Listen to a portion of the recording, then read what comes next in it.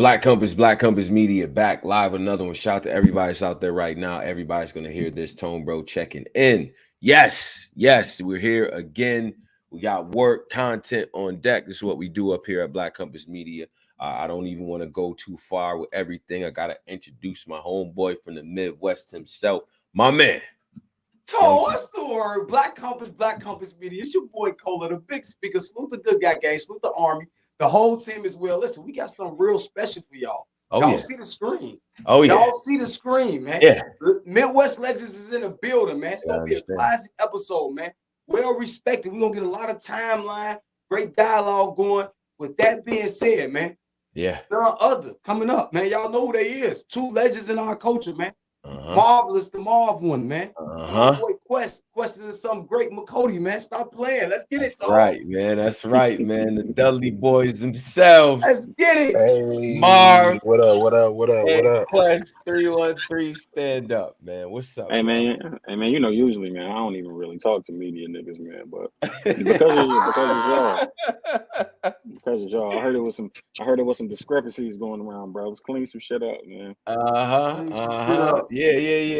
Hey, before we get to the discrepancies, Marv, how is Marv one doing? Let's talk to people real quick. How is Marv one doing?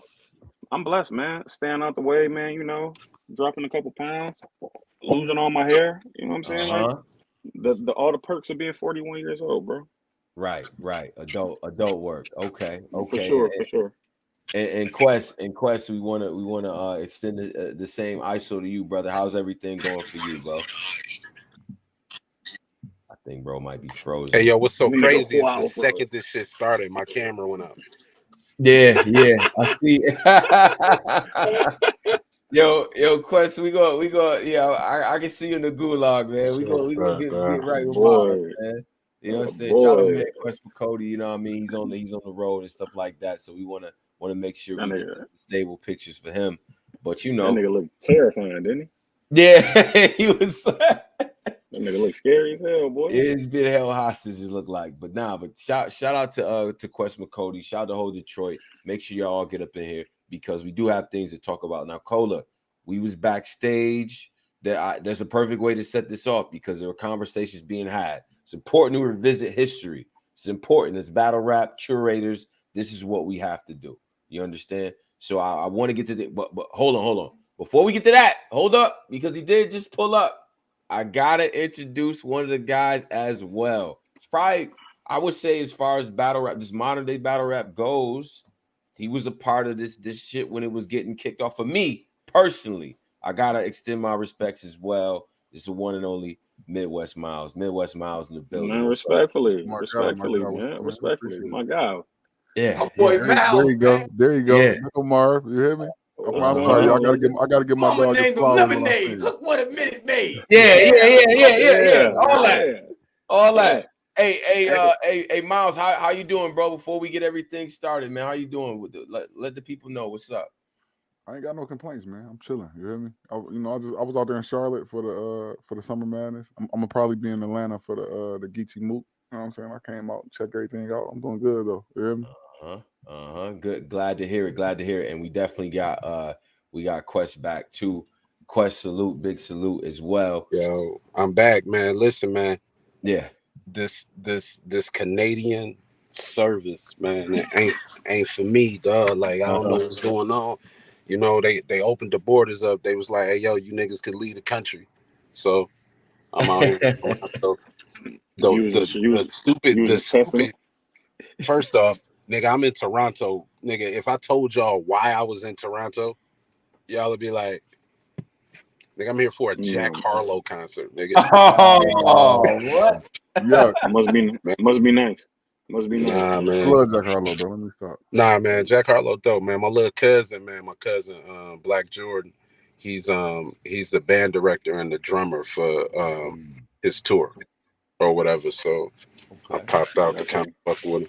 Yeah, he probably has a real lit show. A lot of people come out to that joint and everything like that. So he fuck with battle rap too. So that was good to know. Yeah. Like, all right. That's what's up. But I wanted to start off with a little bit of history because it's important to understand history, man. And I think, you know, reason why we wanted to do this because we always like to revisit the areas, the places, the people that made this what it is today. Now, there was a subject that was being talked about in the spaces in Cola. Where were people going? Because I think there's a little bit of I don't know if confusion is the word, but we have a tendency to rewrite some things. I feel like when it comes to the Midwest movement, and we want to start this off, Tone, by saying we going at it. We just got questions as fans. Me being a Midwest brother from Chicago, you being an East Coast brother. Now, there's no disrespect to Verb. Like I said, he got a thing where he say without him, what would the Midwest be? Kick the door down. From my perspective, Detroit is first. I love St. Louis, but I know the Marvs, the Miles, the X Factors, the Quest, way before I knew who A-Verb was. That's no disrespect to Verb. So all we was doing as fans, media, is asking, what does the Midwest timeline start from y'all view? Like, because I know y'all was first. I seen Midwest Miles drop an old flyer from 2006 with Rex on there, yourself, X Factor. So what does the line really start of? And I seen X Factor Miles as well first go east, you know what I'm saying, supposed about Rex and my boy Miles versus Loaded Luck. So I'm trying to see what does our timeline start just as Midwest brothers, so we can get this in order. So when I'm arguing these arguments, I can be correct. Right. All right. Look, fellas, do you mind if I start? Do you mind if I start this? Okay. I'll preface this by saying for Verb, I think what he's saying is when you talk about the official Midwest movement, what you got to understand is that me, Miles, Norquest were officially a part of that movement. That didn't include us. You know what I'm saying? Like that was Verb, that was Big T, that was Holla, that was Ill. Like that didn't include us. So our timeline starts before that. Our timeline starts with people like Swan, you know what I'm saying, who went out and won Scribble, and people like Proof who went out and won the Source Battle. Like that's where our timeline starts. If you're talking modern battle rap, then the first big thing that we had legit was Quest when he did the reality show on Showtime, the next, and when he did MTV, the Made shit. And then I went and did the first MTV Def Jam battle. Then Miles went and battled Lux and battled Rex. Yeah, but no, I mentioned Swan. Swan. So I'm saying, like, I understand what Verb is saying, but I think if you ask him specifically, he's talking about that official Midwest movement, because those doors were already open for him, and no disrespect for him and people in that era to eat, because we legitimately kicked those doors down. You know what I'm saying? And the people before us, the Proofs and the Swans, you know what I'm saying, they kicked the doors down for us. So it's never a disrespect thing, but I want to assume that that's what he meant when he said, you know, he kicked doors down. No, he definitely is respectful on the conversation before. Like I say, I appreciate him even pulling up, because he said there's other things that he couldn't even answer. Like I said, that's why I say when we have these space type conversations, was great conversation. We just want to be more correct as fans, because we can be wrong. And they can be wrong, just stuck into whatever he's into. But I know for sure, like the world knows, a lot of things before him versus SB. Like I say, there's a lot of things already going on. Think about it, Marv. You just mentioned Showtime, MTV.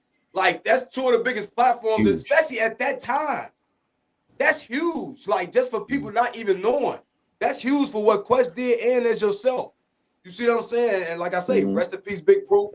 And you know what I'm saying, salute Swan as well. Like, salute everybody of that whole culture. But you keep going. This is very informative. Now let's just pivot over to Miles. Like, far as I was a part of the Midwest movement part, but I think that what Marv said is very correct. I think, to be honest with you, the fathers of the Midwest movement, if we being honest, is Proof and Bizarre, right?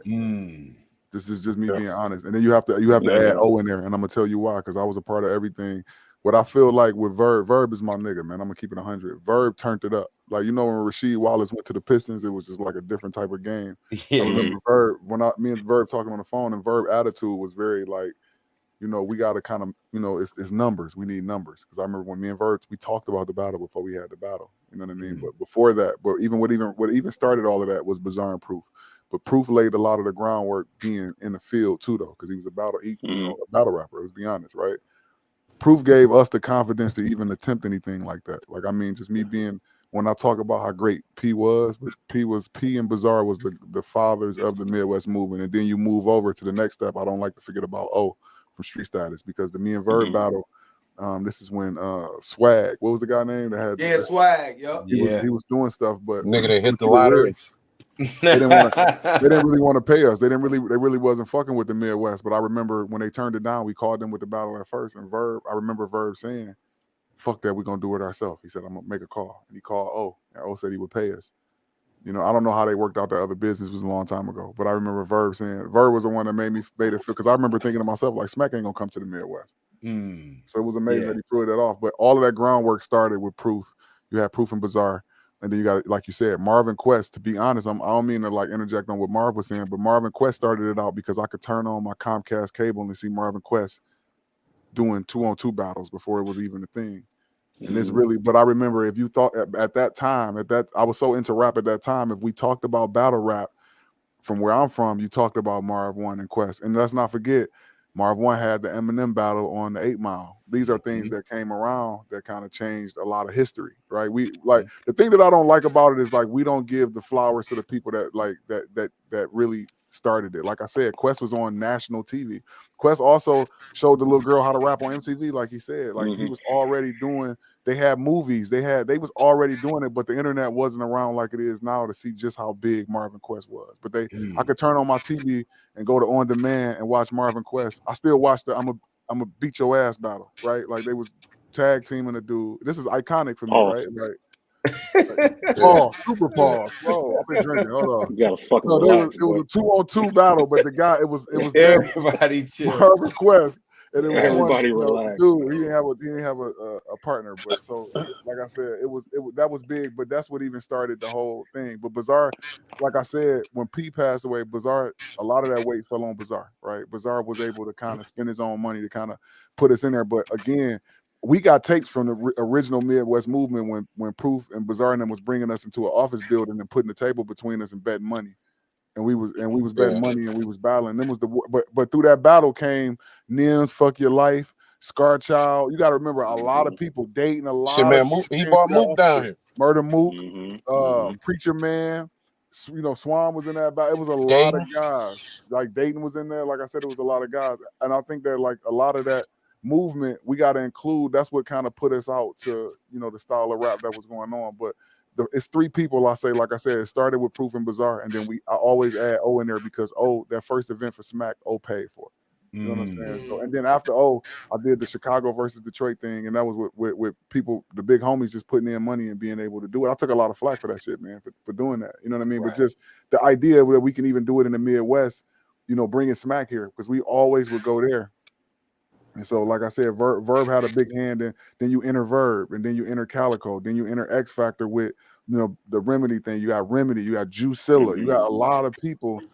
That wave that came through, I think that we just got stronger because we started to click up, and it was so much talent. You had Marvin was already there, and then you had the other people coming behind. And I think Lux them seen that talent that St. Louis had, and they tapped it, tapped into that talent at first. So yeah, I think, as an East Coast person, I think, like, these early experiences definitely helped shape it. Like, I'm like, nah, there's some shit going on over there. We don't quite understand. Like, you know what I'm saying? We get some glimpses, but once the door was kicked in, it was a little different. Quest, how do you see it? Like, as far as the, kind of the focal point, like the jumping off point of everything. Yeah. Everything these guys said was 100% on point. One of the things that specifically Miles and X Factor, they helped, along with these guys, T Flame and Famous. They were heavy into, like, the Smack DVDs when they started dropping. At that point, like Miles said, like, I'd been on TV, I signed the deal, Marv had deals, been on TV, different things, and we were I don't know who was the first, but I was probably one of the first people to be like contracted and paid to like battle, and and not just in the Midwest, just in general. This is before like Mook was doing like the party arty battles or what have you. So when Smack got popular, and like the word was out or whatever, I always got to tip my hat to Miles and X Factor because they saw what it was even before Marv and myself. Right. We have been, I guess you would say, fortunate enough to see like some decent bread off of battle rap, like 4 or 5 figures. Like 4 figures was a lot back then, and then like when you got into like 5 figures, it was like what the fuck. So we didn't necessarily see the value in driving out to New York to like just have an exhibition. You know what I'm saying? And Miles and X, man, like we all came up going to these open mics together. And they were just so phenomenal, just especially in the written format. Like they helped usher in the written format into Detroit. Those two along with T Flame and Famous and Seidel. I don't want to forget him. And them coming out here really helped, in my opinion, establish that people from the Midwest can like, yo, we could go out to New York, we could show that we are as dope as them. Right. I did an interview with Mook, shameless plug, where we were chopping it up and he was like, yo, when I came to Detroit and I heard y'all rap, I was like, oh shit, man, these motherfuckers can rap. These motherfuckers can, like, yo, these niggas are good as us. Yeah. And like, yeah. And we saw Murder Mook battle Swan, and I'm talking, this is this is in between. Like, I had never seen Murder Mook rap ever. And he was doing all the shit that I eventually saw on Smack. The hands up in the air, it looked like it's a quarter to whatever that shit was. Like, Yeah. And him and Swan went like 4 or 5 overtimes. And Mook was spitting everything that I heard on Smack. And like, and more. But like, I had never heard it before. I heard it. Yeah. You heard that? Yeah. But like in that space, and this is a battle that Proof put together. In that space, I'm sitting up like, yo, this is the most amazing freestyle rapper I've ever seen in my fucking life. Because at the time we weren't doing a whole lot of the written format. And him and Swan went fucking 5 rounds overtime because Swan was completely off the top or whatever. A lot of that in Miles and X went on to just like go over and just establish motherfuckers from another city stepping into New York and saying, yo, man, we better than y'all. We just as good as y'all. Yeah. We don't give a fuck. We ain't coming out here to spit your lingo. And like, that's when like niggas from my hood that didn't come to battles start talking about battle rap more. And they come to me, man, you know Young Miles? You know X Factor? So like as much as the TV shit did for helping broaden just the scope of what battle rap is, for Marv and myself, like X and Miles went over there and they established a whole nother style. So I think like they were saying like when Verb talks about like this era of battle rap, like he was very prominent in that era, but there were definitely building blocks and stepping stones that led up to all of this. Because the same way Miles and them went over to New York and kicked ass and did their thing and showed what Detroit could do. Again, back in the day, this motherfucking name Super Nat was the freestyle king. Yo. Man, the Proof went out there and got busy on him, won the unsigned hype. Like, so it's always like it's been a definitely building blocks from the beginning.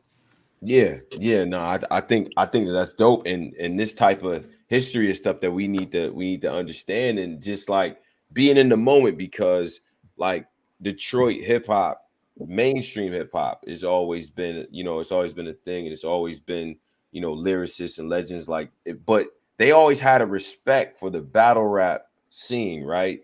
Eminem being a part of it and stuff, and like a lot of those guys. So that was my first glimpse of like, no, these mainstream guys respect this shit. Like, you go over here, between New York and Detroit, it was always that sense of respect. I always wanted to ask y'all, did that add more pressure onto what y'all was doing though?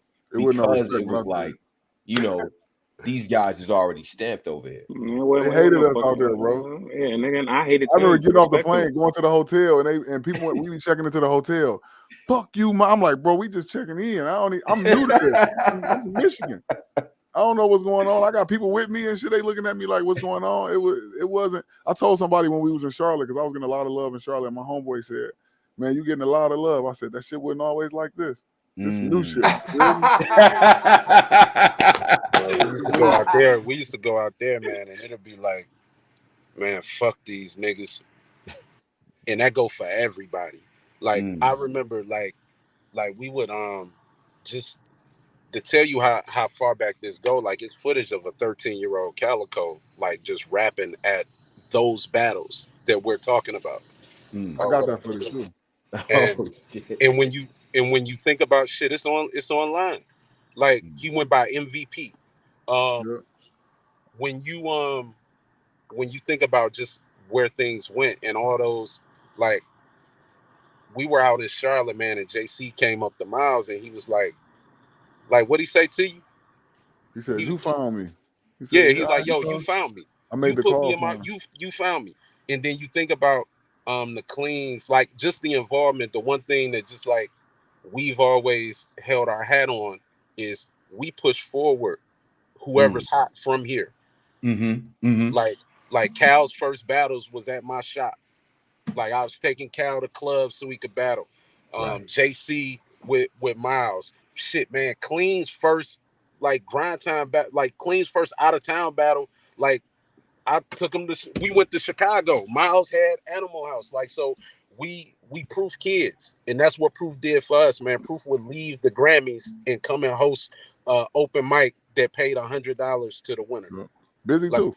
Busy kept it moving. Yeah, Busy too. The Busy and Bizarre and Proof really, like, they don't get the credit that they deserve for. Yeah, like, they didn't have to do it. These niggas was multi-platinum artists, bro. Like, they didn't have to do that. Exactly. It was that love for it. Yeah, and I really think that type of attitude, that the descendants of that are the Drakes that come out, that bring out 150,000 for people. You know what I'm saying? Like, they was doing that early on probably on the first one, but at the time it meant something different. You know what I'm saying? Having Proof there, I'm sure, having the guys there. You know what I mean? Proof being there, like how you got to realize too, like, them guys is just, they great. That's why we love them so much, man. They never had to do the things that they did for us, but they always helped us, and then we in return did the same thing. But that's why you ever notice Detroit artists, we militant as shit, man. Yeah. Like, we militant as hell. We all gonna support each other, but it's a like, these is my cousins, bro. You know what I mean? Like, being honest, I grew up with these guys. You know what I mean? So, Big T, Bizarre, I ain't gonna say discovered, but discovered. Bizarre, yeah, he did. Bizarre discovered Big T. Yeah, he did. Bizarre, and I'm talking years before y'all ever saw Big T. Yeah, before he'd always come to Detroit. Like, to give you an idea, this is around the time that Proof passed. After Proof passed, they were working on like they had a mixtape called the Dirty Dozen mixtape. This is just for context for anybody looking up, trying to follow the timeline. He was in those sessions telling us, yo, man, we got some niggas from Chicago. There's some niggas from Chicago. They wanna kill y'all. And we, at this point, all of us were known. Miles, X, all of us. We like, man, tell them niggas, man, they gotta, you know what I'm saying? Like, whatever. And when Miles got everybody here when they did the Animal House battle, Chicago versus Detroit, which like again, man, I tip my hat to Miles just for keeping that energy in the city. Big T came and he dissed all of us. Showed out too. He did show up. He dissed all of us. Chicago niggas, man. And here go the shit, man. He did the hand. He did The that. LeBron That was James the first shit. time you saw that. The LeBron James, the ashes. Like, so, like, man, bizarre proof, man. Man, like they definitely they help bridge a big gap between just battle rap and just our community. And helped us keep up with the times. They also I made friends with New York people. Like I had New York people like Scar and people like that I'm really still close to. I think that Busy and Proof kind of, mended everybody together. They actually made that bridge. So I feel like our success, for me speaking about X and me going out to New York, us being known was literally from a Bizarre and Proof phone call. A cosign. You understand what I'm saying? I owe everything to them as far as we talking battle rap. You know what I mean? Yeah. Like that's what stuff, but beyond the stuff we did beyond the city, like I said, Quest and Marv was the first niggas on, them niggas was on TV, bro, back then. That's big as shit. Like now we look at it like, yeah, but these niggas was really like on TV. You know what I mean? Like battle rapping back then. Right. That was the thing. We watched that on demand and MTV and shit like that. You gotta that really set the standard for it. Like me and X was just trying to make our name to be up there to kind of meet up. And then you gotta remember, Marvin Quest not gonna say it, but them niggas was already heavy in the city at that time too. Okay. Whether being a part of a group or the things that they was doing, I think that the Midwest movement, we don't talk about that. We don't talk about the groundwork that they laid. They was already stars at that time, being on TV. It was no URL, it was no YouTube. They was on mainstream TV. You know what I mean? Different. I think it's important. And then we talk about moments. You talk about those battles that really help shape the scene from where y'all was at, right? Because I'm gonna say this: like I remember watching X Factor versus Clips, and that room right there, that's a battle rap room. It's Detroit over here, right? It's the whole Midwest, but it's all the Detroit guys got on the Detroit fitteds. You know what I'm saying? All the New York guys, everybody is really kind of with their own teams. I always felt like, man, this is the energy right now. You know what I'm saying? It was kind of the height of what was going on. But for y'all, what were the battles that you kind of felt like really kind of shaped the movement, or at least pivotal battles that kind of shaped what was going on? My nigga X, tell that nigga Clips, I run up on Charlie, snatched that ratchet off Charlie. Oh, he was wild. Nigga X, listen. Yeah. Midwest nigga, Chicago born and raised. It's something like Marv say, it's an era in this runs of URL where they try to excuse X Factor wasn't that nigga. X Factor was that nigga. For sure. I don't know why they escaped that part. X was that nigga on that run with him Surf, him DNA, him Rich Dollars, him A-Verb, him like that was a hell of a run that a lot of people try to overlook, bro. X was that nigga. That's a fact. Hey, look, let me say this because I don't want it to get lost.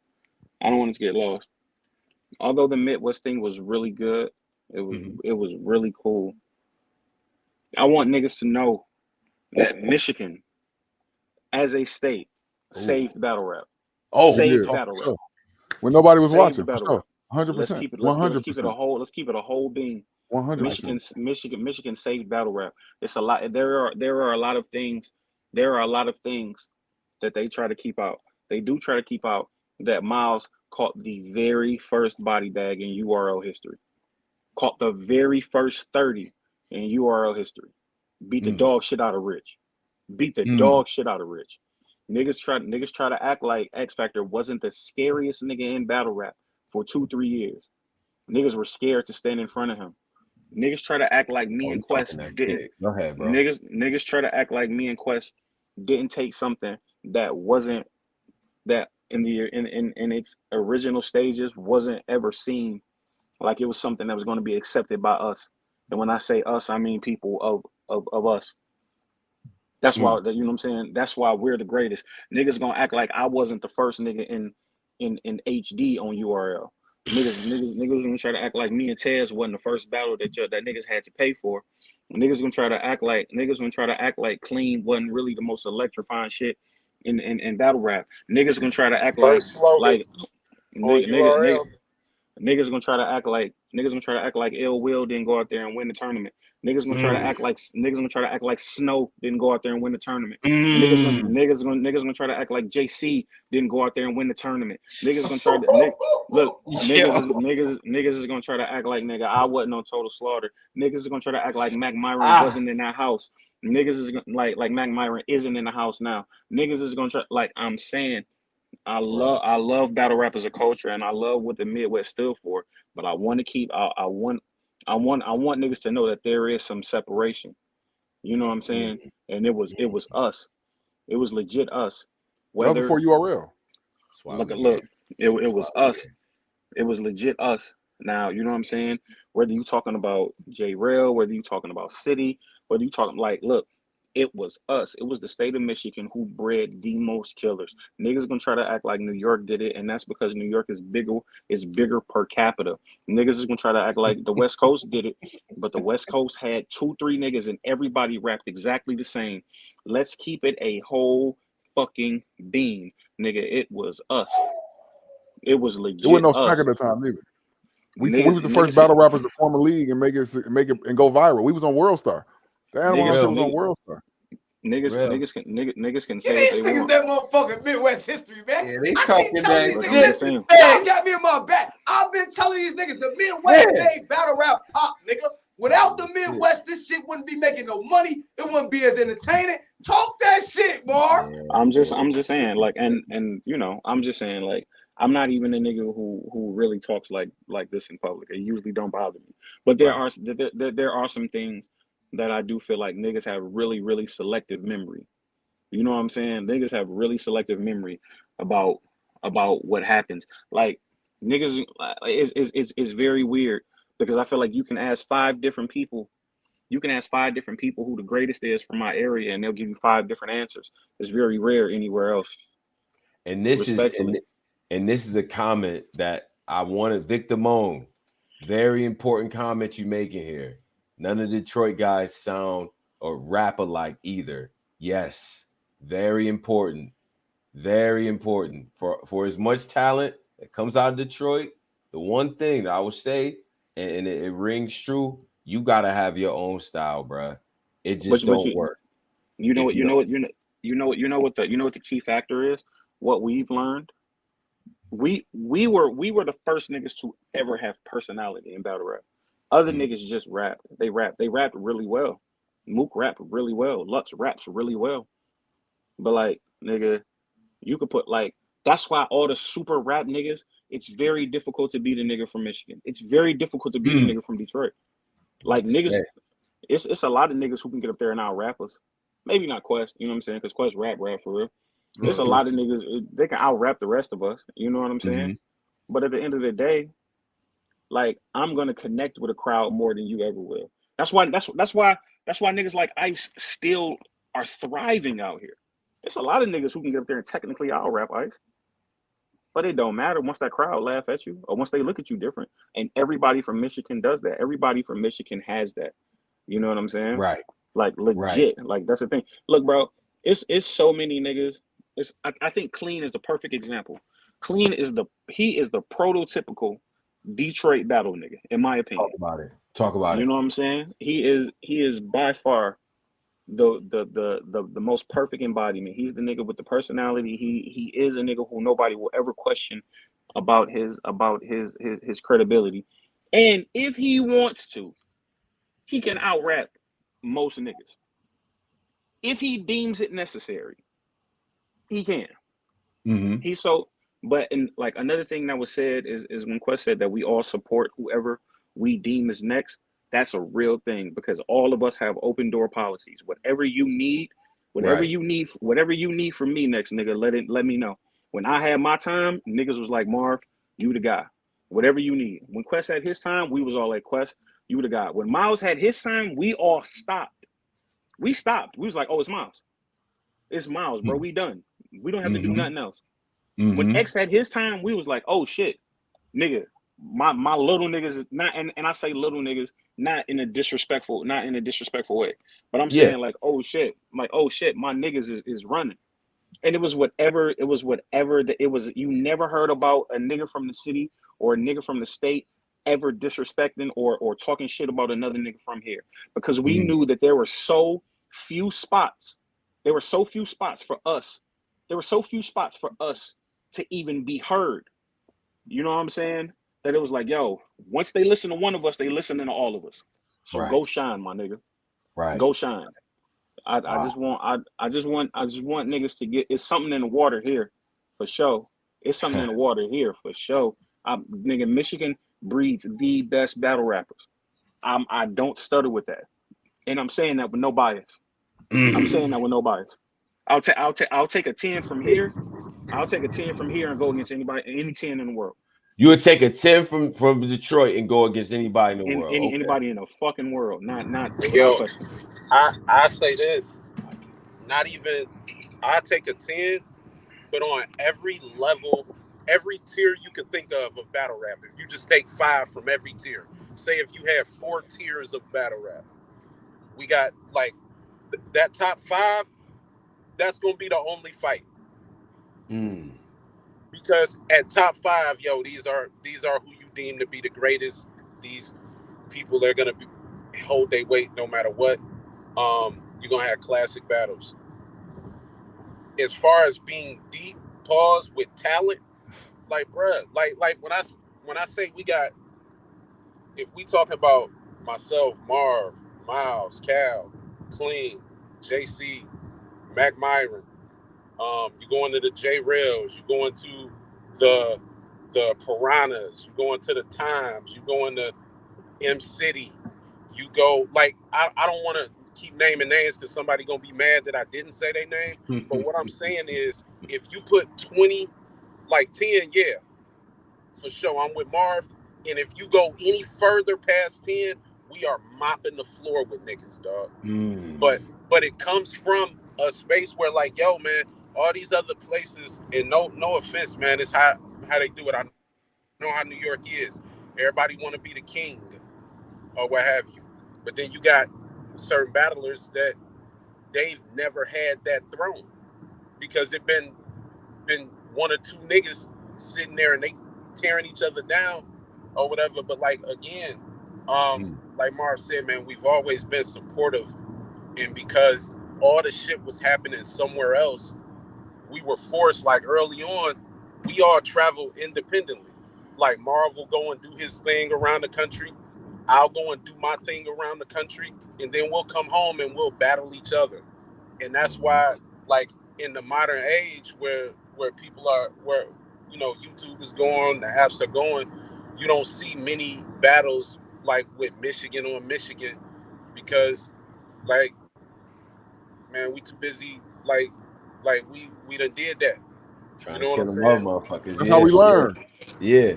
That's a credit to, that go to a credit to Proof and Bizarre as well too, though. They put us to a camp before they put us out there. So we got to work it all out with each other. We all fought each other. And then we all y'all was already sharp before y'all left the crib. Y'all was we've all battled each other. So like think about this, bro. When you saw me and Marv for the first time, we had probably hung around each other for a few weeks. Like we like people have like Marv's my best friend. But he wasn't when y'all saw us. We didn't know each other. Like, and that's something that's very that gets lost. Like we humble ourselves in order to push everybody forward. Like me and Miles is out there for Cal and JC. Real shit. I flew out there literally for Cal and JC.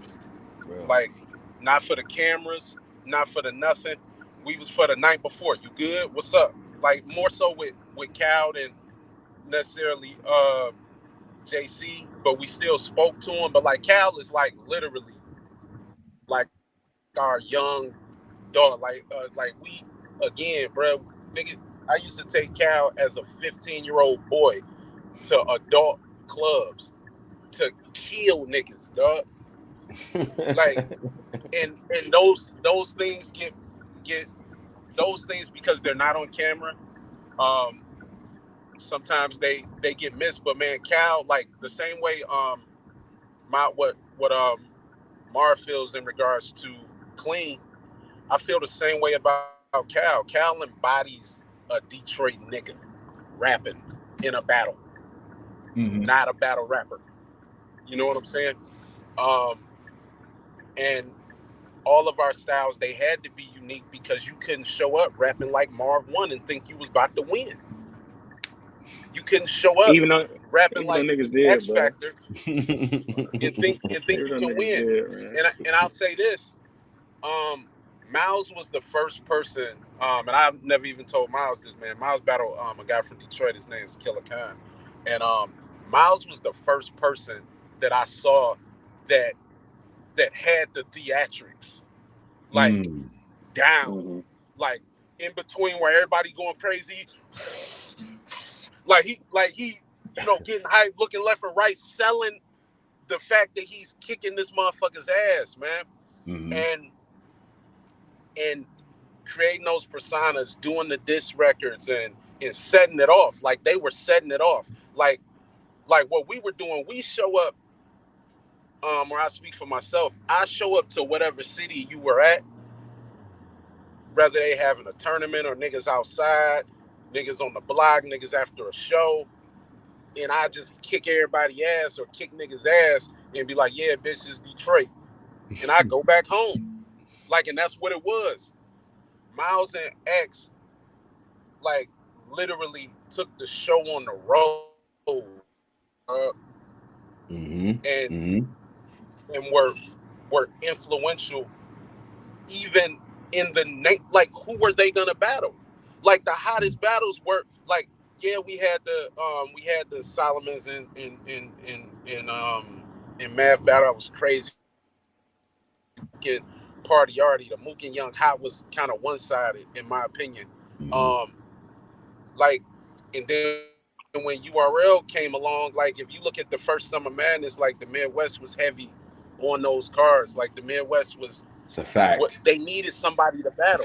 And at the time they thought, in my opinion, they thought that they were feeding cattle to the lions. Oh yes. Not only did they think that, I thought that. Me at home, East Coast brain, Rochester, New York. Here go these country ass niggas about to lose to my guys, and I'll be damned. I'll be damned. I'll be damned.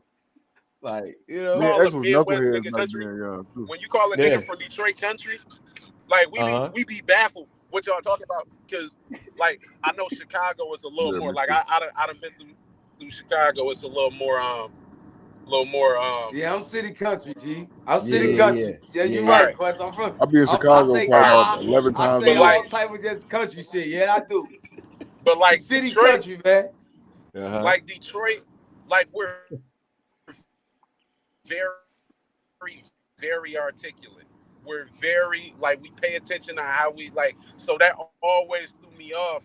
But yeah, man, niggas thought like, it was some type of arrogance, like going out to New York, where you were like, yo, I gotta prove that I can kill these, just the double backing, to relate to what Verb was saying. Verb was one of the first people that was openly fuck these niggas. And Verb put that battery in that. Detroit didn't do that as much. Y'all didn't do the like. No, but Miles and Miles was crazy. Hey, Miles. I don't think my boy Tone Bro think that you and X Factor video back when y'all was dissing Mook them either. But you know what? I don't think he synced it when it was on. I don't think my boy Tone. But it was more so. I'm gonna tell you, as an East Coast nigga, it felt like y'all was more dissing them. I felt like Verb we just wanted that spot. Everyone. It wasn't even them. We just wanted. We knew that Mook was the best, right? And niggas wanted. You know how we was fighters, bro. Like real life. Like as a fighter, you see a nigga that's like that. You want to see what's up. That's really what it was. And like to me, like I said, we seen Mook come through. It was unbelievable, right? And I remember the thing that used to piss me off was how highly Proof and Bizarre talked about this nigga, man. That's what really made made it set us off. Like I'm watching Proof and Bizarre, like, oh, this nigga is incredible. He got notebooks. That shit pissed me off. Like what? That's really what that all was about. My OGs was like talking how, and he was great. You couldn't deny the nigga, man. Like we got to be honest, man. Mook is the Jerry West of battle rap, right? He's the logo, right? Right. But at that time, I'm a young nigga. I'm on fire. I'm just a young hood nigga, and I understand at that time. I'm like, yo, I gotta see. We gotta work. But the thing was too, it was we wasn't like we would get that call. We didn't live out there, so we would get the call and be battling the same day or the next day. But the Mook situation, the whole diss record, all of that shit was always because Mook was that nigga, and we wanted to prove. We felt like we wasn't getting our respect. You know what I mean? Because like I said, we would come out there, they'd be like, we don't want to hear that country shit before we even rap. Niggas can rap. Y'all niggas used to call us cunt, like, and we would be out there before the battle rap. Now I'm coming out there on some battle rap shit. That's the shit that we y'all, would get. You know what? Y'all helped us out, man, because we were so goddamn arrogant. And it was because of what was going on. We had the mixtape scene, and lyricists all was from here. And you gotta remember at the time it was like musically we was taking off, but you look over Detroit, they taking off too. They going crazy too. So I think niggas knew who to play. Niggas knew who to play with though. Niggas knew who to play with. Because when I walked in Fight Club, niggas was like, "Oh shit, nigga, that's an old boy from the 8 Mile shit." Niggas knew who to play with, respectfully, bro. That's all I'll say, bro. It's a lot. Like you would have to do. I feel like we should do a documentary because there's so many stories. Yeah, and friendships that we form within it. Like if I could go back, I told one of my homies the other day. I said I didn't realize just what I was experiencing. Like I would have enjoyed it a lot more. Like the moments, even when we first went out there, when we first did the first Smack, if you think about it, that URL event, it was me, X, Deacon Frost, I think Math and what's the name was the headliner, and then you had Math and Rex, and then you had Big T, and what's the name battling, and then you got to remember that same day Grind Time had an event too, and Quest and Marvin was over there. Quest, Marvin, Cal was at the we was heavy out there. Heavy. Quest headlined against Head Ice on that event, and Cal battled this dude named B Silver. So like we was legit heavy. Like that was both events though. But that's what. Let's be honest, bro. We never really talk about. Nobody really had this conversation. Midwest, the Midwest movement, and then the East Coast situation is what really blew it all up because that was kind of like the East Coast West Coast type of thing. It's just a fact. And it was just like see the thing before that, what people don't know was my people was from out there. We had Scarchild coming out here that had a name that come out and hang out in the city like you from here. You had Nims them out here. You had that, but when Miles, hold, let me say this. And I understand what you're trying to do, but I want to keep it a beam. If you niggas weren't good, then it wouldn't have mattered. No, don't act as if it was just like, oh shit, you know what I'm saying? Like it's Midwest versus East. But where the mindset of most East Coast niggas was at that time, you niggas had to be good in order to get their attention. Not only did you get their attention, nigga, you put fear in them niggas. Oh no, yeah. I'm about to say, Marv, it was genuine. I'm saying as an East Coast nigga, it was genuine. Like, wait, hold up, X Factor, Young Ill, Calico, okay, Hitman, it was different. Big T. Was different. Oh yeah, them niggas. We need to, because remember, it was them calls being Mook, like, and this is when Mook was doing the music. And we was like, yo, we need everybody to come through. We don't got a record deal. Like, how Marv said that. Marv said that we supported. That was the issue, right? We all support. Even to this day, we all support our own. But Mook and Lux was at odds. Niggas was weak. These two niggas is up here, and these niggas is at odds. Get these niggas, man. Like that's like niggas thought about that. We thought about shit like that. Like But that's because of that same thing. Y'all was arrogant. Y'all had everything. And Verb talk about that a lot. Like, nigga, y'all can walk out the house and go to a fucking record label, right? So when the Midwest situation, we started to recruit because we knew about Big T and them, right? Then we knew we knew about Verb and them. I'm gonna be honest. I seen Lux with Verb and them and the shit went sideways. I was like, you know what? I'm about to holler at these niggas, man, because that shit ain't go right. Like, right, you know what I mean? Like, it was treated like what I expected for us to get when we came out there, right? And it was like, yo, and that's where it came about, like, and that's what led to us starting to do events here again. I think it was a blessing because after P died, we began, even though we didn't have that same impact, we began to fill that void. And like he said, the JCs, the Seidels, the Young Dre's, all of these people came from that, which led to the, you know, the JC. I remember the JC thing. I was in like a sound building. Like, but another thing that people don't give us credit for, right, is that in Detroit, right? If you look at an artist, a lot of artists that we have are hybrids, and I say that shit because the two niggas on this this. I'm gonna put these niggas out here right now. We never look at what songs bigger, like songs that niggas did with different artists, or what music that niggas produced, right? Or who niggas was writing for, or what niggas did in the movie. Like, we don't give these niggas credit. We put niggas in a box of being battle rappers and not understanding, like, niggas never seen these niggas, and we was niggas that they seen us on the battle rap shit, but because we had niggas like Big Cobb and niggas like that was kicking our asses in the studio, we go in the studio and work too. But niggas don't get them the credit. I think battle rap kind of put, for me, and this is just me speaking, no disrespect to Quest and Marv, I always say this even when I'm not around them, battle rap for me put them in a box that was not big enough for them. Because Marv got projects that he produced himself. Recent projects. Go get Hagler. I can go upstairs right now, bro. I got records on. I got these niggas vinyls on the wall. Get that project. It's crazy. What I'm saying? Fire. It's fire. In a position to, it put niggas in a position. They was even this general battle rap community don't look at that. Like, niggas don't really go and really look and like, yo, these niggas really, have done other things. And I think that's what we get confused, as far as we just think, like, niggas see me now and be like, yeah, man. I read something the other day that said, man, that's cool as hell. Calico decided to go get Miles and bring him out here with him, man, so he can see some battle rap. I'm thinking to myself, like, damn, man. That's what they think. They give you a little. Calico can't do no log in my eyes. I'm so G with it that I'll play along with it. But I'm just thinking to myself, like, y'all niggas think I'm really out, like, because y'all don't see me on battle rap, y'all think shit. And it's cool with me, man. But I think that's what the actual mentality is. They said me and Quest. If you go read the comment on Hip Hop Is Real, some nigga brought Marv and got Quest and Miles and brought them niggas out here. That's so good. I mean, it's like, that's the perception. And then I think, like I said, a lot of people, when I go to the battles, they don't even realize I'm me. They niggas say, like, we're Miles, that I'll be standing right there, by him and shit. I don't know. It's just the vibe. The funny shit, if you look at them Black Star Proving Ground battles, nigga, the movie I'm starring in is on the shelf behind everybody that battle. And them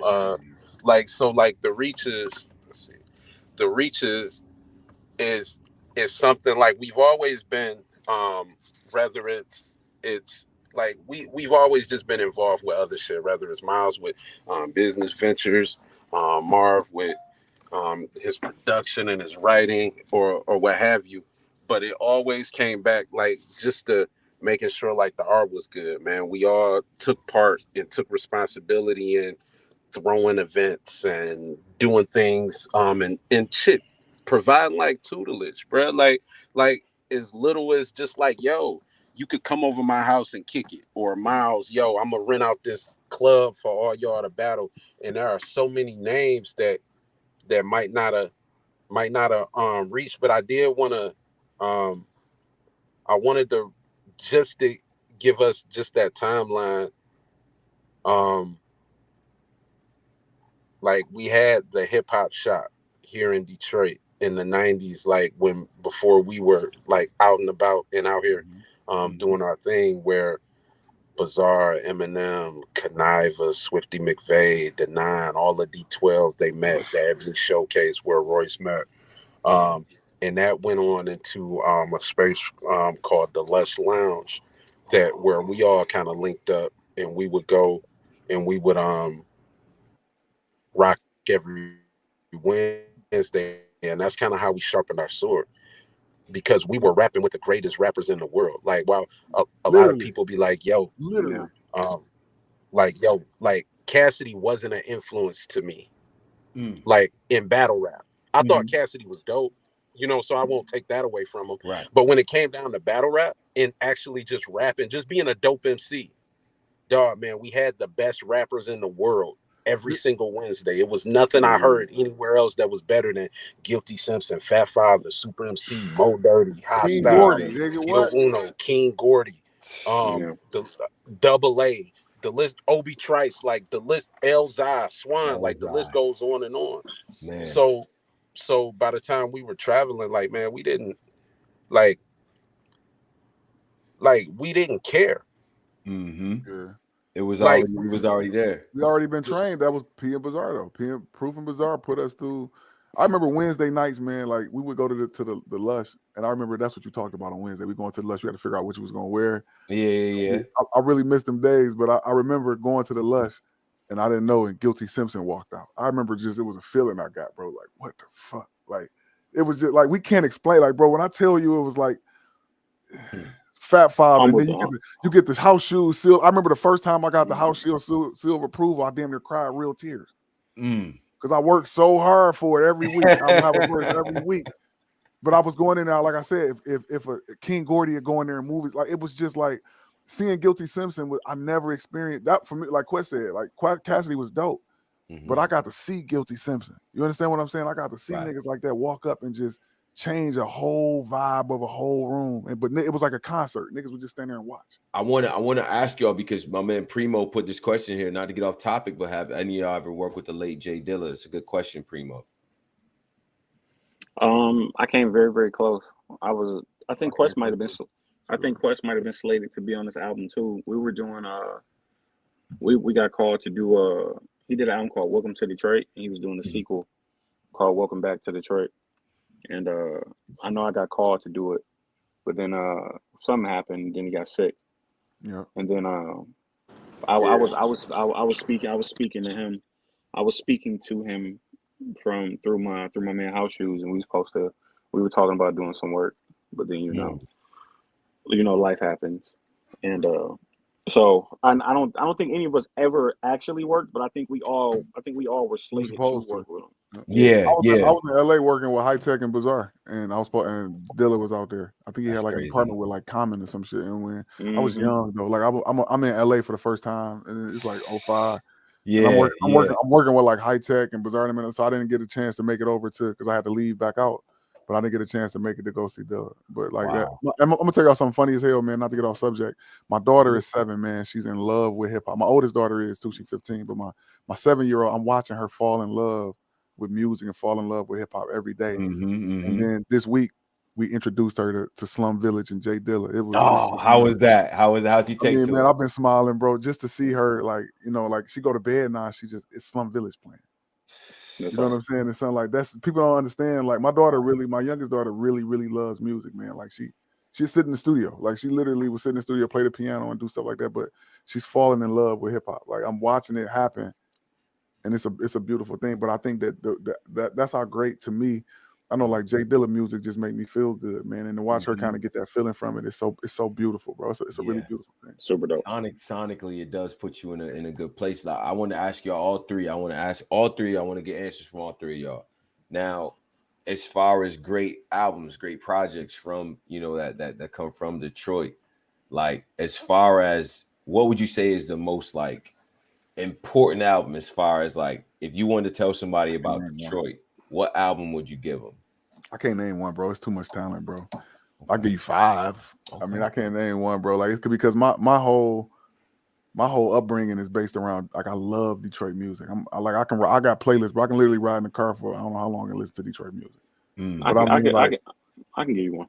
Okay. I can give you one. Okay. It would I think.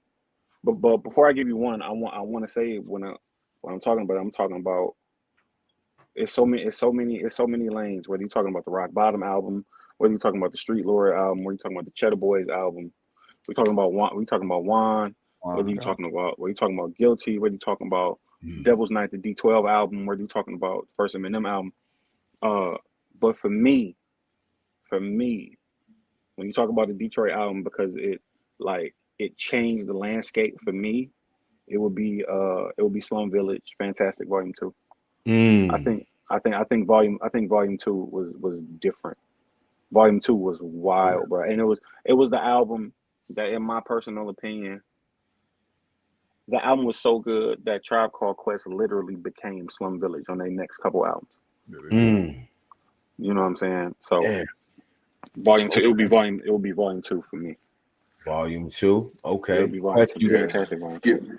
Give me 1 second. I'm walking in this room. I got you, Miles. Go ahead.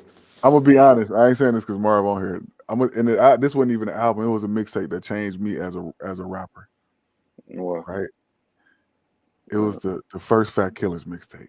Because I was there for it. Like I was watching Cobb engineer it, but I'd never seen niggas that could rap.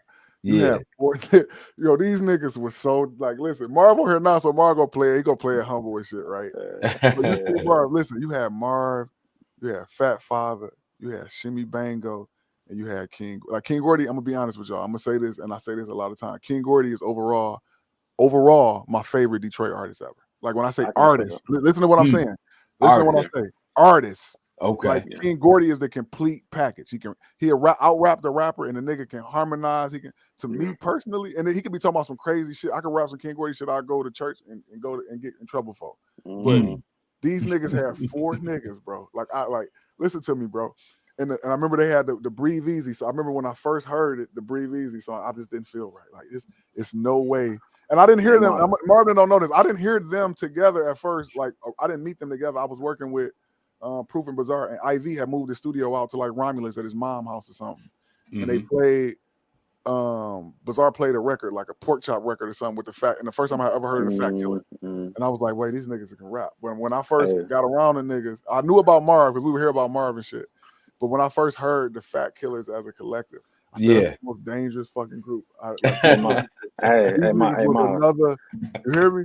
Like that album to this day, I can honestly say on some lyric shit. That's when I was like, oh nigga, this shit I'm writing. We got the horizons, niggas. It wasn't a wink. Niggas didn't have, you know you see a group and you be like, okay, them 2 niggas is good. That nigga's all right, and then they can. These niggas, every nigga was elite. Rappers by themselves. You can stand each one of them niggas by themselves, and these niggas was terrifying. Like niggas don't understand. Like I can't call him Fat Father no more, but Fat Father, like y'all niggas don't understand. Like that's a different way.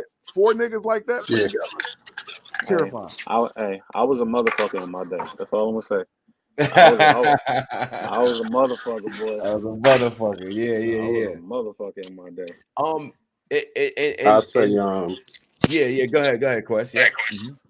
I say for me, man, it's really a 1A and 1B for me, and I'm sorry to do this, but man, that first Street Lords album, that Real Rollies on TikTok, and then Alligator City for Rock Bottom. That's the group Cal Dad is in. Cal, Blackface, Rod Day, Jay Nutty, Big Hurt, and we've said this numerous of times. They set up and they established the flow that you hear now. That pocket, that Detroit pocket. Man, Blackface gotta let us hear some of that shit. Them niggas had I get real nerdy about this because, like, I be telling Black people, was a there's a motherfucker, different way. Blackface gotta get us a 16 next time we see him. Yeah, you know, and battle rap don't understand who that is. I hate that so much. Like them niggas sold 80,000 out the trunk for real. I just seen Blackface at Summer Madness. I should have said Blackface. I need to hear some of that shit. Hey, listen, y'all know when the fight happened. Be talking about Blackface. I'm gonna tell you how crazy Blackface is. How much respect Blackface got. I'll never forget when the Briz Rothstein and the Murder Mook fight happened. I was watching it with one of the OGs, and we was there. No, when it was you know what I'm talking about. I remember I seen OG niggas get completely upset because Blackface was on that stage, and then rewatch the video to try to see if Blackface was fighting. Like niggas, right. Blackface really is who they say he is, but people don't understand. You see him being a father, right? Mm-hmm. But back in that day, like him, Rod Day, like niggas don't understand. Calico had Rod Day with him all the time. Rod Day from my hood. You understand what I'm saying? Like that's them niggas is they like Cal Pops, all the Rap Bottom, man, all the Street Lords, like them was the niggas. Like if you was from the street and you rapped and you had some bars, like they were. Wait a minute, man. They were. I was from the street. Yeah, I was from the street. I'm talking about if you, as a fan, we were fans of these guys. That's what I'm saying. Like if you were from the street and like they were the niggas that could rap though too, and they were talking about like, wow. And this is because I love Slum. I love, and Proof did a great job of bridging what they would call the backpack era with the streets, like seamlessly. But like it was a great divide between what, let's say, Slum Village did and what what they did. Y'all see, I'm holding the elevator, so I don't crash. And you saying Proof was the glue, like he was the guy that meshed. Proof was the bridge. Yeah, Proof was the bridge for sure. Wow, Proof was the bridge. See, stuff like that is what this is the type of shit we need to know. You know what I'm saying? Like, who really set that up? Because if you think about it, for those two universes to coexist together, kind of ill. You need some real niggas to kind of put all that together. I feel like.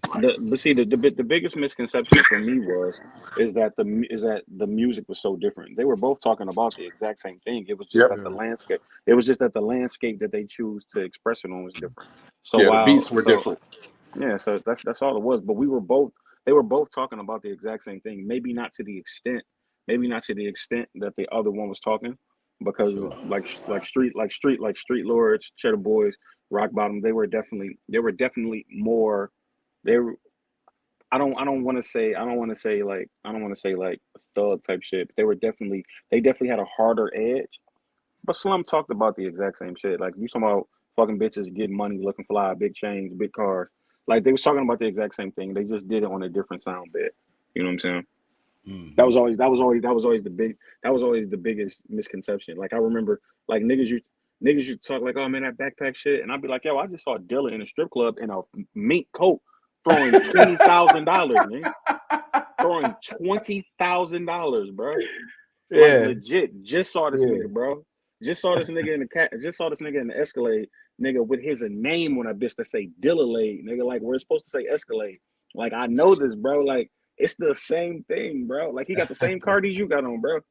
But I don't know. It was always weird. But Proof was the glue. Proof was the glue for that, for sure. He was one of the only glue, bro. He was one of the only niggas who could comfortably survive in both worlds.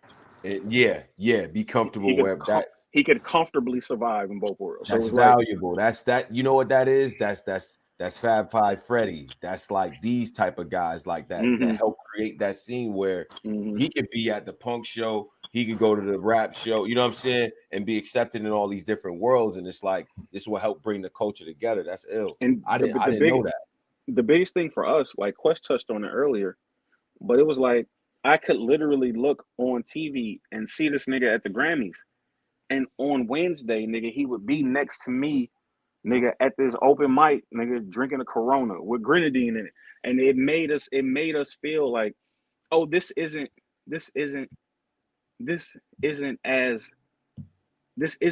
so far out of my reach as I think.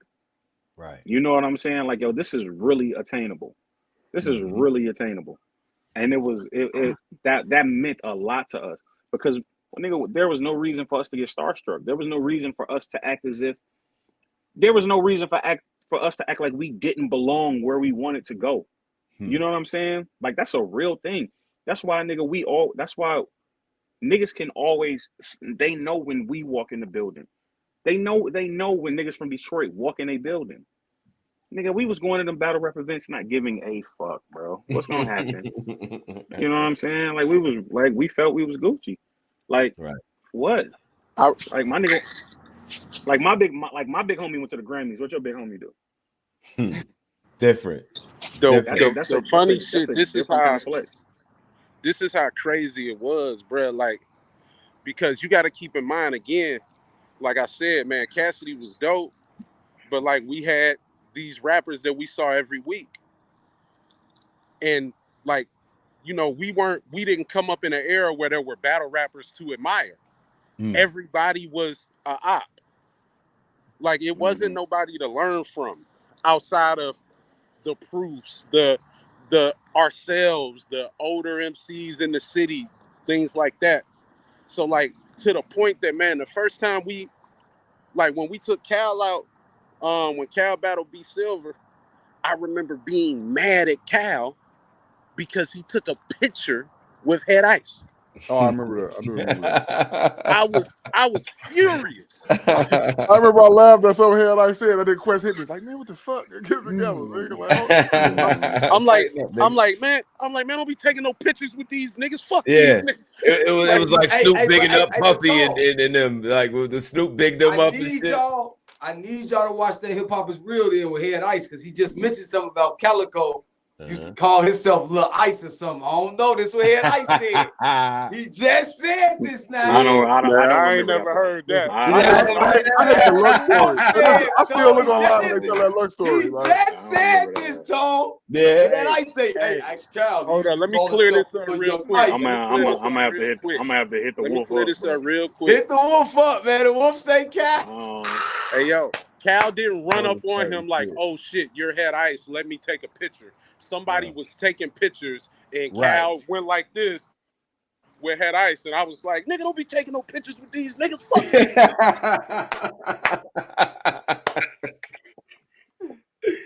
I'm the same way, bro. I get it. Let me ask y'all this, because I want to get to this, because the lineage is great, the history is great. We should all know this. This is important to what's going on. You know what I'm saying? So when people got to understand, like, you know, at one point somebody had to make them tracks in the snow. You know what I mean? I want to get y'all perspective on the new era of Detroit music. Still very active, very different than what I feel like I grew up with, what I associate with the Detroit artists. You know what I mean? I think the Elzais, the Royces, and all of that. Like, you got the Sada Babies and the 4-2 Dougs and the Peasies and the Dragos and like all of these different artists and stuff like that. How do you guys how do you view them? Is there a sense of respect there, or is there more of like, hands off, let them do their thing? We had our time to shine. What's been the mantra with that type of, you know what I mean, with the newer generation? I love that shit. I think I love us, bro. You hear me? I probably got, if you look at my streams, I love Sada Baby. That's one of my favorite artists.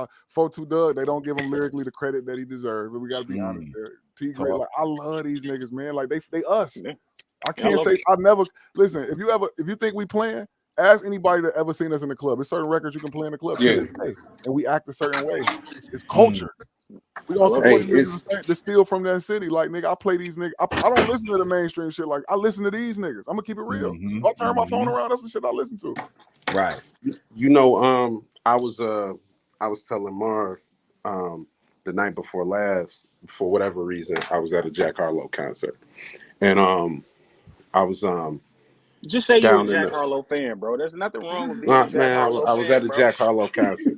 So we're no, I fuck with Jack Harlow though. I fuck with Jack Harlow. I'm at this Jack Harlow concert, and I'm backstage, and I see Sada, and I get on the elevator, right? And I'm like, man, let me go back down and say what's up, because him and I had never crossed paths, but he had spoke highly in regards to me and Marv when he was on like DC Young Fly show or whatever. So I'm like, yo, man, what up, man? Good looking, whatever the case is, chopped it up with him. Gotta keep in mind, man, these niggas came up on battle rap. Right. The first thing he like, man, y'all niggas, man, I was just watching. Niggas always just watching you when they see you. I was just watching you, man. I was just watching you, nigga. This battle ain't got a million views, nigga. You wouldn't just watch. I think Quest froze up. I don't hood nigga though. I wouldn't doubt it though, bro. But I'm like, nigga, you going like, you are dope with your words and how you put your rhyme structures together. Like, this my shit. I fuck with your shit, and it was like a great mutual respect, right, or whatever. Right. Because again, man, everybody came up. Not everybody, man, but if you rap, you probably came up watching some type of battle, some type of way. So the same way with basketball, like the basketball players and the football players, like they watch our shit. Like, so, we love that shit, man. It's that love between the younger group. Like, what about you, Marv? What do you think about the younger guys? I love it. I love Baby Tron. I love Rio, the younger G. I love RMC Mike. Like, man, I love Peasy. I love Vezo. Like, Vezo one of the coldest. He one of the best. I love Vezo. Give my dog his credit, bro. Vezo been coming crazy. Like, he got some crazy shit. Yeah, like, respectfully, like, they gotta get. And I feel like Sada could be one of the biggest artists ever if he continue doing what he's doing, man. I fuck with Babyface Ray. Like, I fuck with anybody. Yeah. I fuck with. I am very pro Detroit, whether they fuck with me or not. And that's to say, nigga, and that's not. And because that's not even all of all the young niggas ain't even on that. Because then you got niggas like Nolan the Ninja, you got niggas like A plus, you got dudes like my man Isaac Castor. Like, it's still like, nigga, if it's Detroit, I support it. because the talent level is still there, regardless. In Michigan as a whole, like when we say I Detroit, fuck with it, so y'all know we talking Michigan, but we just from Detroit. So Yeah, you know what I'm saying? I fuck with it. Like I'm not one of them. I'm not one of them old niggas that's like back in my day and get off my lawn. I ain't one of them niggas, bro. I want the culture to progress. I want the culture to progress, and I'm doing it strictly from a point of whether they know me as Marv one or not. You know what I'm saying? Like I want you to win, young bro. I want you to win, young sis. I want you to win. If you from Detroit, I want you to win. If you from Michigan, Cash I down, want you to win. crazy, like all that, man. I want you to win.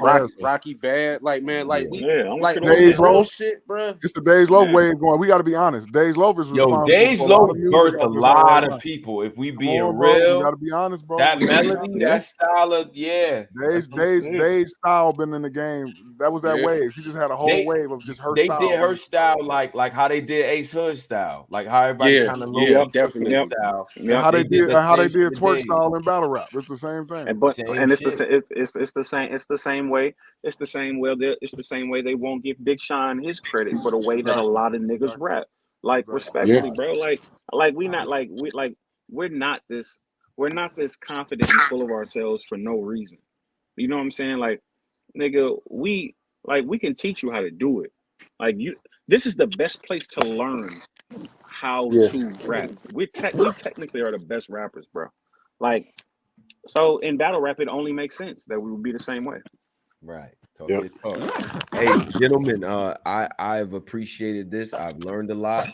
I think this is needed. This is necessary. You know what I mean? Because, like I said, Detroit, I tell people this when you guys aren't even around. It's what I say. It's important cities, important scenes in this culture that we all love. And, you know, Detroit, you cannot tell the story of battle rap without Detroit. You know what I'm saying? So you could. It would be a weak fucking story. It's a weird story. How do I tell the story? Hey, check this out. Whenever you're trying to tell somebody what battle rap is, what do you say? What do you reference? 8 Mile is probably the first thing people bring up. That's how, like, there's, and not to be like, it's like, oh, you niggas hung up on. No, niggas ain't hung up on it. That was the introduction to mainstream to battle rap. That is the reason I was on TV battle rapping, because 8 Mile came out and they were looking for rappers to be on a show. You feel me?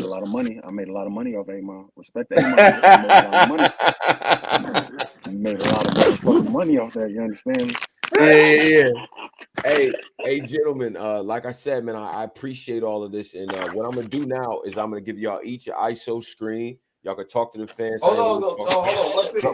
Wait. Go ahead, Cola. We gotta do it. Listen, this is how fucking cold the story is. We didn't get into none of the how was grind time. How was coming in. We gotta do a part 2. We gotta do like a month here. Like next Tuesday, we gotta come back. I like it's a lot of shit. But you know what though? Like a lot of shit I need answers to. But you know what though? When you do your part 2, I'm gonna tell you. I'm gonna show you how real it is. When you do your part 2, you can have Cal, you can have Clean, and you can have X on here, and they'll tell you the exact same stories. Exactly. Yep. You know what I'm saying? Respectfully, bro. I just want to get into that field, Marv. Y'all going west on that grind time, getting busy over there, like really running shit and fouls coming to you. Because like I say, the first ones, him Suge, him Tank, him A-Verb, like them monumental battles too, just coming into what the Midwest fit. So I want to get into that. I know it's a lot we can get into, but I want to just put that out there for future references. Like, man, it's so lot we ain't covered. But Cola, man, we stars. That shit, nigga, it was like being at home. Anywhere we go, nigga, we home. You want to hear something funny? You want to hear something funny? It's just better weather. Nigga, a nigga stopped battle rapping around grind time. Like Hollow versus Philly Swain was originally pitched to me for me and Hollow. Cortez versus Soul Khan was originally, like, Cortez dissed me in that battle. Judge battle too. That's when they was judging the battles. Miles, I was supposed to battle Hollow too, and then Hollow was online shooting the gun, and Marv called me like, "Hey man, what the fuck?" On one, nigga. On one. What we doing? Who is this? Who is this? What's your man? Like, so even during that era, like if you look at battle rap from when Proof them was doing it to now, we've all taken breaks where we like Miles didn't do the grind time shit. You feel me? Like they tried to get him numerous times. We got X on one. Clean started on grind time. Who Yeah, when he battled Amzilla. Yeah, he did. Okay. That's when he started his run.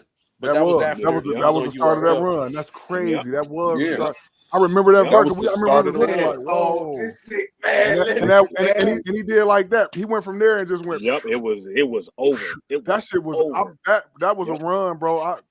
Yeah, man. X was something else, dog. I Still remember the is. DNA shit. That's when did his run stop? Y'all want to say what? Goods maybe? Goods, yeah, good. I still listen, Marv. There It we ain't go. because I'm a Midwest nigga. Here we go. He look human, If man. I'm a context of content nigga. X was the first nigga telling Goods the same shit Goods telling niggas now about priorities, 401k, being a grown man, stepping in, being a man. Like, bro, X was. I had X. I'm like, I don't know how they got Goods beat X back then. In this climate, those bars may have went over a little better. Bro, that nigga X was talking to Goods, bro, back then, nigga. Yep. Goods them just had waves. That's like I say, even if you go to X versus Charlie, yeah, Charlie rap for forever. But if you go to the context of X content, no, I got X winning that battle. Wild and X was wild and clips up, man. But you know what though? It's because in that niggas hadn't got to a space where they wanted peace yet. Like they didn't want peace in their lives. They wanted complete chaos. Like they wanted to hear chaos. They wanted to hear, nigga, I'll shoot you. I'll fuck your bitch. I get more money. But nobody wanted to know how to get the money. They just wanted the money. So X was ahead of his time. And I'll say in that room, because I was there in that room. In that room, it felt like, oh, y'all teaming up, like y'all jumping on my nigga. Yeah. You know what I'm saying? Yeah. Like y'all jumping on my nigga. Because Goods was the cooler guy. You know what I'm saying? Right. Yeah. Or maybe he was deemed to be the cooler guy. Yeah. But like you said, that material stands up right now. That material stands up right now. Respectfully. EPO, that's the best kind. Like, nah, he was talking that shit. As a nigga that really gotta go to these, like I pay taxes now, so I'm like, nah, it's a little different. Really talking that shit. It's a little different, Tone. Battle, it's a boy. fact. Tone, how old were you when that battle happened? Shit, man, I was in college at the time, so see what I'm saying? Yeah, like see what I'm saying? I listen to that shit now. I'm like, nah, he ain't fucking lying. That's college Tony Bro and grown man Tony Bro. They got two different ears. Different, very much so. I was very ignorant at the time. I'm like, no, I was shooting nigga, man. I want to hear that. Respectfully, you know. But nah, it's real shit, man. Like I think like all this, man, is important, man. And I appreciate y'all for being so candid with us. And you know what I mean? Obviously, it's a lot of 313 in the YouTube, and they digging this, man. So I want y'all to all them niggas in there like, man, where Cal at? Yeah. Fuck these niggas, man. They know Cal the old niggas. Talking shit. The old niggas. And I know you trying to get us out of here to do the solo. Listen, real quick. And salute to all the young motherfuckers that came up like after us, because it's always been a respect. It's never been that shit we see in these other cities. Right. You know what I'm saying? Right. Because it's always been about them. Now them niggas was mad at us for a minute. They was mad not the ones that prospered. It's a blessing. Not the ones that and not saying the others didn't. But just saying the ones that had great success, the Mac Myrons, the Calicos, the Cleans, they realized there was a lot more to gain running with us and working with us, and understood that we weren't trying to get in their way. So it was never like I gotta take these niggas' heads off in order for me to get some shine. Calico didn't have to beat Marv 1 or X Factor or Young Miles to become Calico. That's a great fucking point, Quest. That's a great That's a great fucking point. That's a fact. That's a fact. Because it's not I like have that to go everywhere against else. the castle to be a king, like to create my No. own castle. Yeah. Like I have to. Yeah. Yeah, It's enough space that's here. a It's enough great space here. fucking point. Yeah. It's enough space here. And realistically, nigga, I'll give you the kingdom, bro. Yeah. It's yours. It's And yours. we You all ready have for it? sons, man, and that's important. That's it's yours. so You you're gonna ready see for the it? piranhas get their just due and get their support. As long as you out there killing, you're gonna see Mac Myra and get that support. You're gonna see just all these. I don't want to keep naming niggas because again, niggas get mad, man. Yeah. Appreciate y'all boys though, man. Shout out to the guys, man. We appreciate Hey, look, y'all, man. I let me ask appreciate you you this. walking up on me saying, "Hey, I want to come on and woo." I appreciate that as Summer Madness because you ain't have to, even walk up on me to say that. Like even to give us that kind of attention to bring like y'all all legends, bro. We never undervalue these type of situations. We got Miles, Marv, West one time. Come on, man. I can't. Cola called me with that shit. I said, nigga, yes, bring him, come through. Hey, I was happy as hell when you walked up on me. I ain't even gonna lie. I say, damn, I'm a Midwest nigga through and through. You know they can't talk battle rap without mentioning us. They know this shit. Like no way. Yeah. Hey, look. Let me ask you this. Let me ask you this, Miles and Quest. Niggas start the battle. Niggas calling you Unc yet? They calling you OG? They ain't hit me with that yet. They hit me with it for sure. I'll be like, what? Oh, you OG, Marv. Marv. I'll smoke you, nigga. OG Marv. I'll fucking smoke you, nigga. Niggas just hit me with it. Did I see you with my auntie the other week? Like, you with my auntie the other week? The Uncle Hood, nigga. I got him tell him Mr. Miles said what's good, okay? Mr. Miles. Hey, you got the perfect name for that shit too, dude. Mr. Miles. Mr. Miles, dog. You hear me? Tell him That's Mr. Miles. hell, man. When you first transition into Unc territory, that shit do hit you a little different. Boy, that shit. You like, Unc. You like, wait a minute. Wait, hold on. What talking to me? Am I Unc? The fuck? Like, wait. You go home, get an edge up. You like, nah. I can't be Unc. I can't be. I can't be Unc yet. I ain't ready yet, bro. You fuck Unc as hell, boy. You Unc as hell. Hey, you Unc the motherfucker, boy.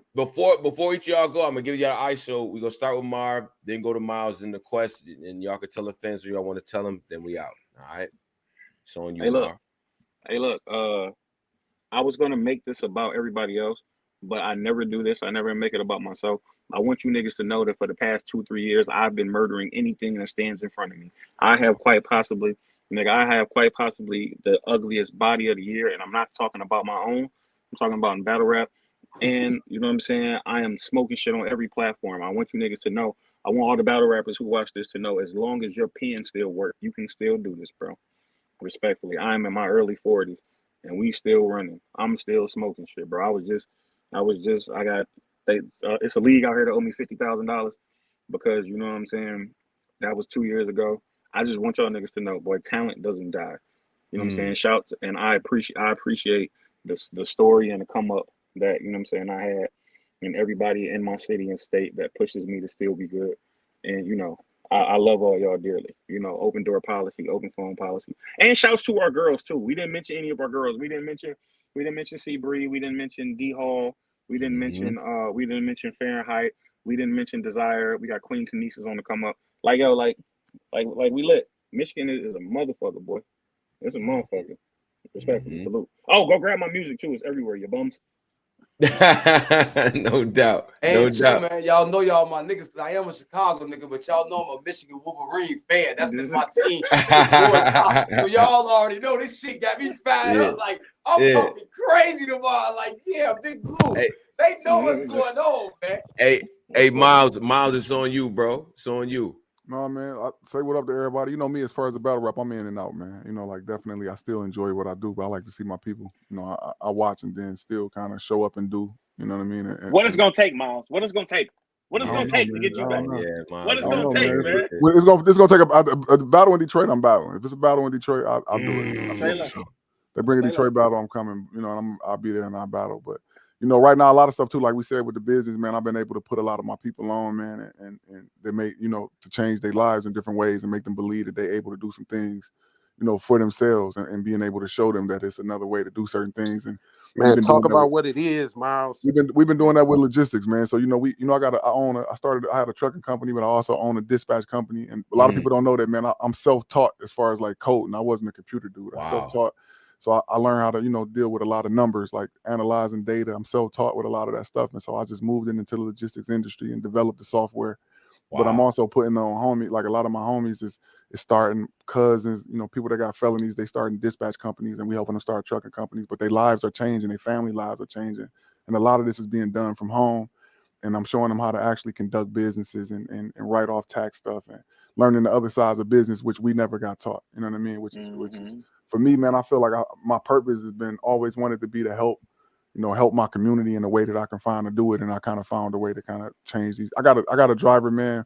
One of the dudes from my neighborhood, man, from February to August made $40K, 1099. Life changed. He went from being in a bad situation to changing and doing his thing. So watching these guys change, man, and they because my background was crazy. So to see their lives change for the better and watching them grow, I think it's been very beneficial to me. But like I said, man, only reason I haven't been battling because my mindset changed, man. Like I've been more on a building stage. You kind of get what I'm saying? Versus I know that the type of impact that I got with people that looked up to me, I did so much destroying. And I said this on Marv show is that now I'm in a mode where I'm trying to rebuild. And I got a little godson that just was born, Carter Anthony, man. It's like a second chance for me to kind of, change the little things in the way that he see things. And, so I'm just looking at the bigger side of it. But I'm still big in watching the battle route, watching everybody. I come out and support. And if it's a Detroit battle, we have some fun. But, we still trying to make it move, man. That's what I'm talking about, man. Damn, Miles, you threw a curveball at us with that one, bro. You doing like what? Like, we got to chop it up about that a little bit more. That was ill. Wasn't expecting that, but salute to you for that. Appreciate it, bro. Appreciate it. Quest, you muted, but it's on you, bro. Yo, number one, man, shout out to everybody that's out there, man. What's going on with Quest? I got an album that's coming out. It's called Jonah. Got the shirt on right here. Really, really dope project, man. I got Method Man on there. Got Bodie James on there. Got Marv, of course, on there. Mickey Fax, along with some others. Man, it ain't too much, man. Y'all know where to find me. Quest McCody, QUESTMCODY. We're doing some things in the city. I do a whole lot of like volunteering with the youth. We did math in the D, which was we worked with the Detroit public school system to put together a math fair that show kids that there's just different things they could utilize math for. We incorporated music. We incorporated building. I work with a company where we're my partner Yachty. We're revitalizing our community, getting homes in the community, making that shit just a more beautiful place, trying to just like get back to where we fucked up, like Miles was saying. As far as the battle shit, I've been kind of chilling this year. I might do something by the end of the year. That's it, man. I'm the worst at talking about myself, dog. Like I don't know, like if I need to help you niggas remember what the fuck I do. I ain't never lost to a New York nigga in my life. Talk your shit or whatever. I got the best one rounder ever.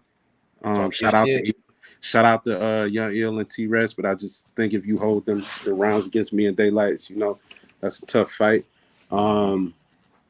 What else, man? Kick Cortez ass. You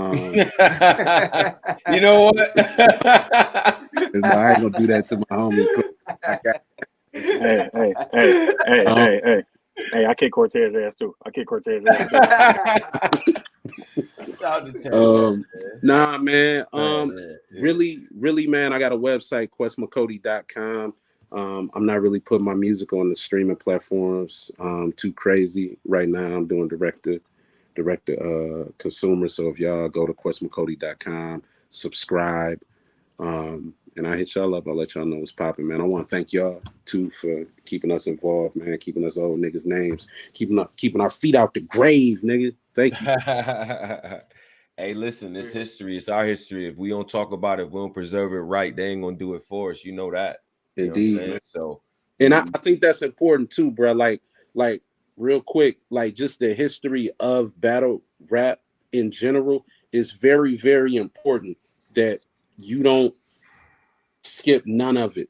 You can't skip it. Like, it ain't important for everybody to know it. Like, I don't know everything about rap, and I'm a rapper. Right.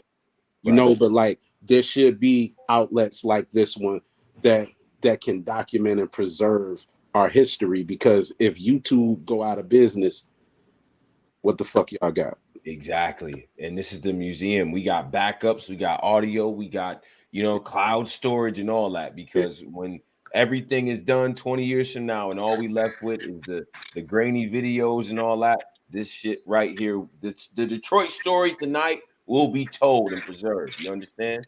So I appreciate y'all for allowing us to do that and help us build this museum and stuff like that. So, you know, and I'm looking forward to the matches. I haven't been to Detroit for a battle in a minute, so I need to actually come to Detroit very soon. So hopefully, pull up, man.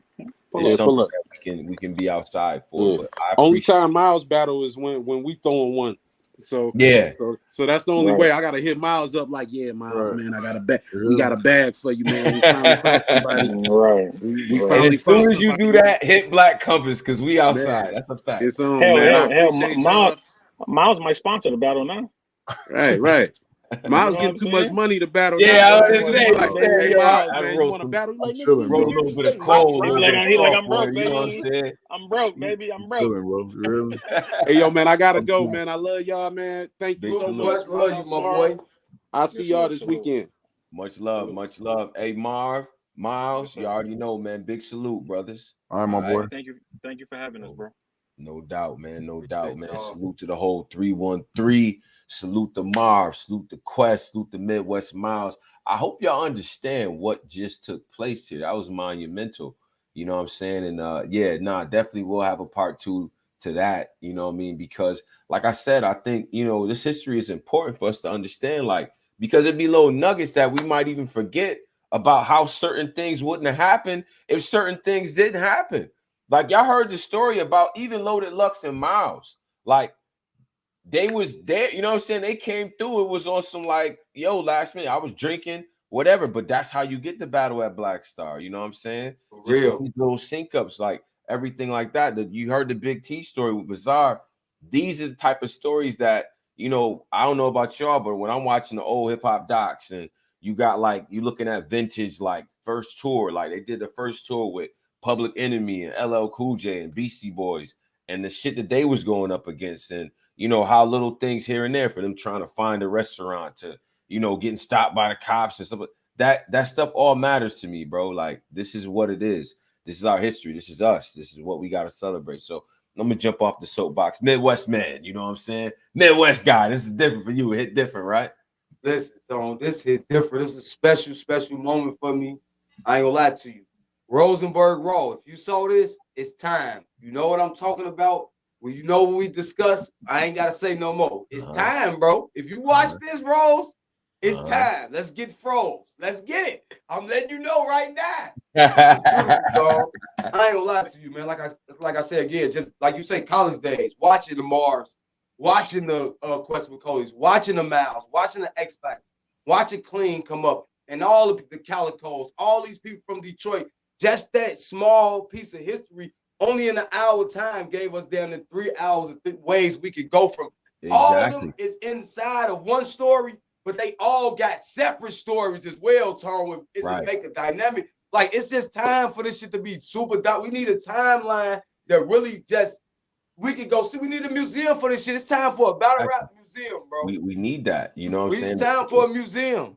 And it's segments like this, I feel like, that kind of help inspire that, you know what I mean? Because if you're from Detroit, and even if you just was a person that was supporting the scene, there's a certain pride I think you should feel, you know what I mean, being a part of that, you know what I mean? This is a ground floor. So when you see somebody like Pirano to come up and he's going to LA and Florida and New York and rocking stages, understand before him, Miles and Marv and, you know what I'm saying, the guys, like, they really had to question them. They had to go across, and they was putting up with the folded hands and the, yo, you can't rap. Like, what is this country nigga? Yeah. What we about to say? Now, nah, you come in the building, you from Detroit, we expect, our expectations high because we already know. You know what I'm saying? So I like to do stuff like that for every region, like that's been contributing to the scene the way that I feel like Detroit has put stuff together. So this is real dope, Cola. This is proud dope, work. Salute Quest McCody again. Like I say, unplanned. Quest seen me at Summer Madness. He say, "Hey, I want to have a conversation." Just unfortunately, me and Verb start having that other part of a conversation talking about just his view of the Midwest. Right. So it's even doper to go before a Verb to the Marvs, the Midwest Miles, and Quest, and get a view before even Verb view. Now we connecting parts, Now we can connect it. Like yeah. it wasn't so much of a to discredit Verb, but to test what he's saying. Right. We didn't got more story in 1 and 2 parts. We got Verb part 1 to a point of him and SB on up, and we got these boys part from when they was going through that shooting this video, going through Scribble Jam, doing an MTV, doing a Showtime series, going to these places. Man, this shit amazing. I'm telling you, man. We got to get a museum going. We got to start pros. You know what I'm talking about? I ain't gonna say it. It's the culture, man. It's the culture. It's us. It's Compass Media. Salute the whole team, man. Tone, yes, Polo, Dreads, Posey, and myself. Yeah, listen, salute. Good guy, gang Army. We working, man. Let's get it. Big salute to the entire team, man. I'm gonna check in with the team and shout out to everybody watching. I know people watching BET Awards and things like that. Oh, damn, I forgot. Yeah, so we may have to mix a little bit of an audible, but there will definitely be a show this week for sure for everybody. I gotta hit Quest and Marv, Tone. Yeah, I forgot. Yeah, I'm doing the mixtape. The mixtape, yeah. Prayers up to my bro, sir. Regardless of whatever the situation is coming after and before. But you know, I said I was gonna do a mixtape. He like, Cola, I'm gonna send you the first song. So I'm doing a battle rap mixtape, man. Listen. Oh shit, ISO. Go ahead. I'm doing a battle rap mixtape. If you're a battle rapper with music, only the hottest shit getting played. Just like Funk Flex, DJ Cool. Y'all know if the shit ain't hot, it ain't gonna make it. But send your shit in. I'm gonna drop the Gmail. I'm gonna put out a flyer. Let's get it going for all my battle rappers that make dope music, man. Let's get it. That's a fact, man. That's a big fact, man. So shout out to the people, shout out to the creators, shout out to the listeners, the people that follow battle rap, man. The people that tune in and just want to, you know what I'm saying? Everything ain't gonna be a crossfire and all that. By the way, we got a bunch of face-offs coming up, so we can get into some ignorance. But here you're gonna get history, you're gonna get, you know what I mean, real talk. Excel dropping a bunch of gems. You learned about Z to drop out today. You know what I'm saying? New face in battle rap, really making some waves and everything with DNA. And it's like, this is what we here for, man. Black Compass Media. Big salute to all of y'all. Y'all be with y'all loved ones, man. Get something to drink, man. We up out of here, y'all. Peace.